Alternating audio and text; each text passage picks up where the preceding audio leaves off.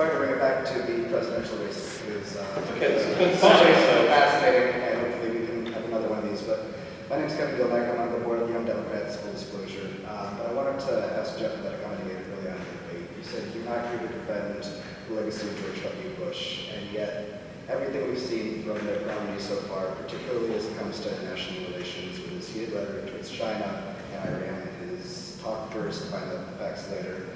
I'm wondering what new is he bringing to the table, and what is going to make him any different than George W. Bush when it comes to the national stage? Well, I think Governor Romney quite eloquently answered that question at the town hall debate of the differences between him and George Bush. That primarily being George Bush, the deficit went up under him, and it's going to go down as with Governor Romney as President Romney.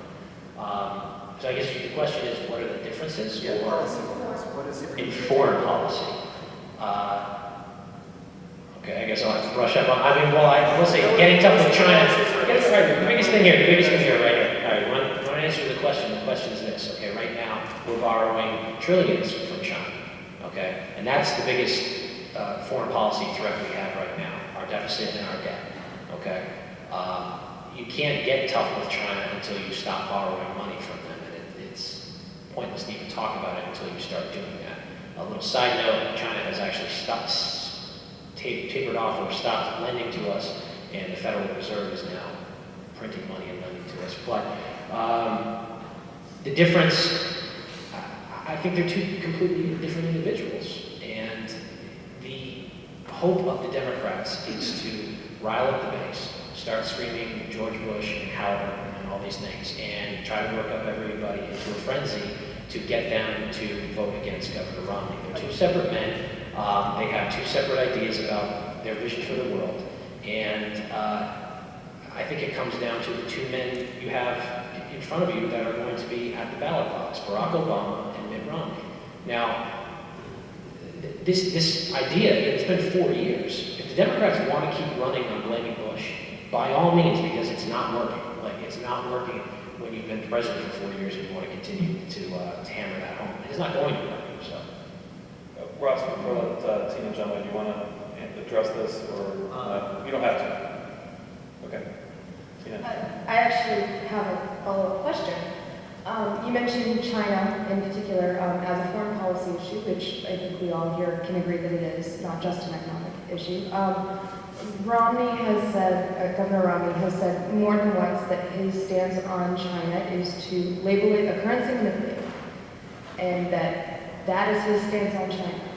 That's not much of an actual plan. We all know that trade wars can be started over much less, and we all know that not all trade wars stay trade wars.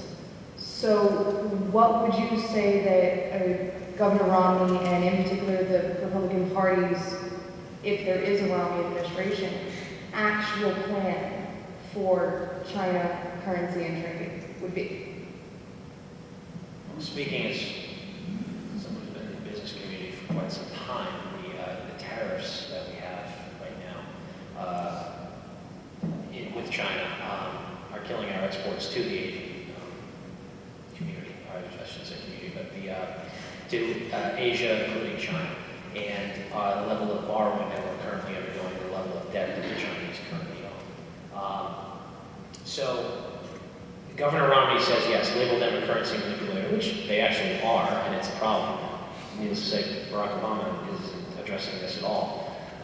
You need to actually first stop borrowing from them, as I mentioned earlier. You can't, it's one step at a time, and you can't get to the actual additional policies until you start at the one that you need to do first, which is stop borrowing from them, and then you can actually have a little more teeth. We do have some power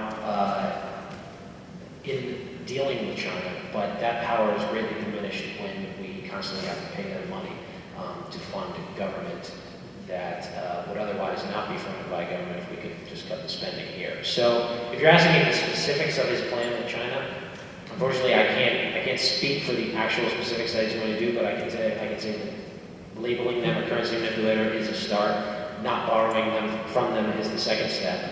And when you do that, you can have a lot more leverage in any future negotiations. But I'll say this: we owe quite a bit of money to them. And if we keep spending the way that we are spending, eventually we will get to a point, like I said, 2 to 3 years, not 5 to 10, where we can't pay them back.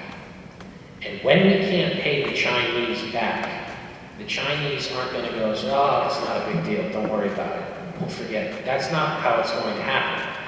Right now, they have just refurbished a Russian aircraft carrier. They are militarizing heavily. Do not think for 1 second that the Chinese, and it is a communist dictatorship, would not hesitate in the least to go after resources that are under our control to get back their money. And you want to talk about situations that would be dire for the entire globe, that would be among them. So our debt, our deficit are a severe threat to our national security, and that is why it has to be addressed, and that's why we need President Romney to get that under control. Tina? So just to clarify, Romney's public remarks on this, not as European as a Republican or Republican philosophy, but the Romney campaign has only said we will label them a currency manipulator. You know, I'll put what John said. I'll take your word for it, that if that's the only thing publicly that they've said. Yeah, we probably have time for, yeah.